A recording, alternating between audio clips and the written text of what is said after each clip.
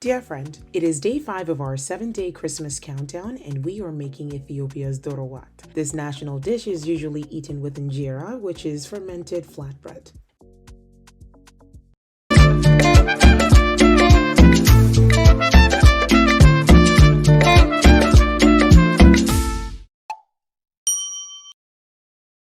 WAT is generally regarded as an onion dish, as the red onion is the star of this dish. You will be needing lots and lots of red onions, about 4 to 5 cups of sliced onions. Now, for this dish, you will also be needing some fresh chicken thighs. We do not need the skin of the chicken thigh, so that was taken off. You also need the famous Ethiopian spice called berbere. Berbere is basically a spice mix. You'll also be needing hard-boiled eggs. So if you have fresh eggs, just ensure to boil it and soak it in cold water before you start this dish. Now, first thing we're gonna do is to cook down the onion. It's a slow and steady process. It's not something you want to rush. So if you're on a time crunch, this is not the recipe you should be turning to.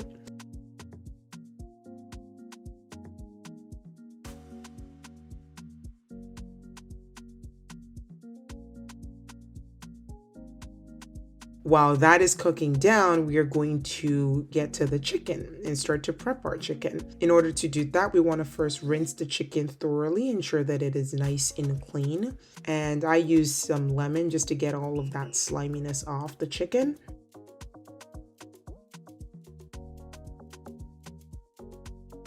Go ahead and pat it dry. You need the chicken to be nice and dry, and then you're going to use the tip of your knife to poke holes in that chicken before you season with a little bit of salt and black. It's going to sit for a while, so just see this as a very mild marination that you're doing. Salt will go into the chicken.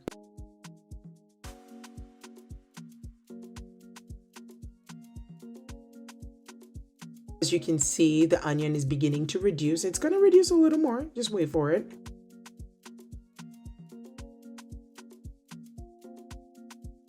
Now all we have is just a handful of onion there. And now we want to go in with our oil. The original recipe calls for olive oil, but I use canola.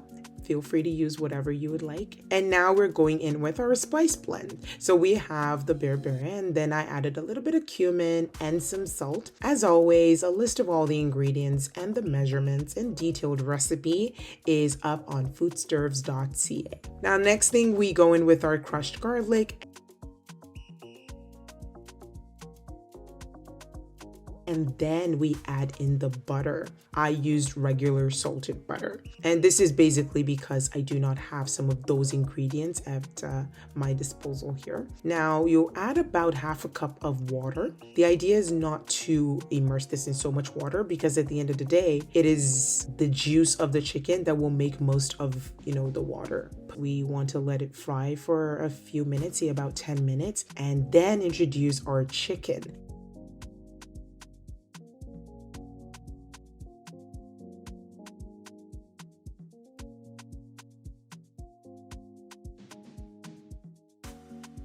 So just going to mix all of that till it is well combined. And then we are going to add in the rest of the water.